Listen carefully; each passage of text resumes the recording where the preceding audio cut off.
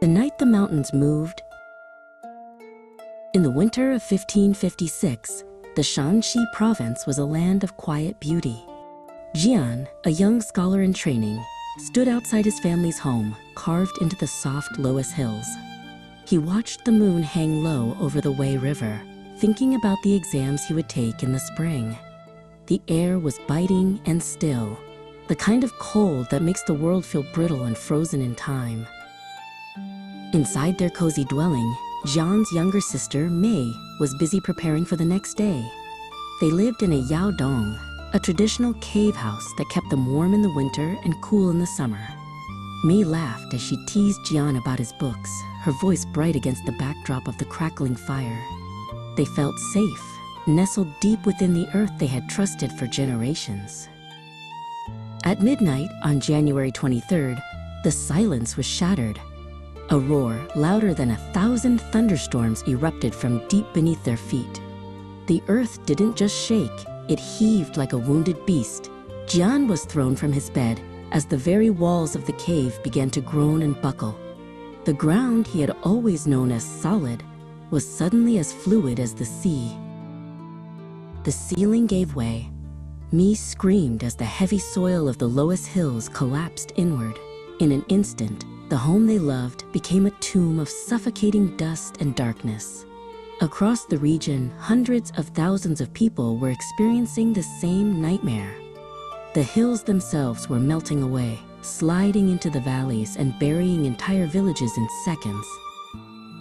Jian managed to crawl through a narrow gap into the freezing night air.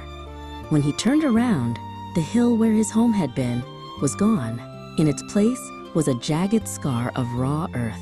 He stood alone in a world that had been erased. The horizon was jagged and broken, and the screams of his neighbors echoed through the dust-filled valley. "Mei!" he cried, digging frantically into the packed soil with his bare hands. After what felt like hours, he heard a muffled cough.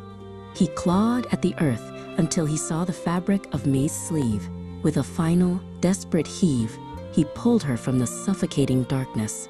They clung to each other, two small souls shivering in the ruins of a fallen empire. As the sun rose, the true scale of the devastation became clear. The earthquake had leveled 98 counties across 8 different provinces. Jian and Mei met an official named Master Wei, who wandered the ruins with a tattered scroll. He was trying to record the names of the survivors, but his hand shook so violently he could barely hold the brush. The earthquake had reshaped the very map of China. Debris and landslides covered an area of 500 square miles. Rivers had changed their courses, and mountains had moved miles from their original locations. Jian and Mei walked through what used to be a bustling market town, now nothing but a flat wasteland of gray stones and splintered wood. The numbers were impossible to grasp.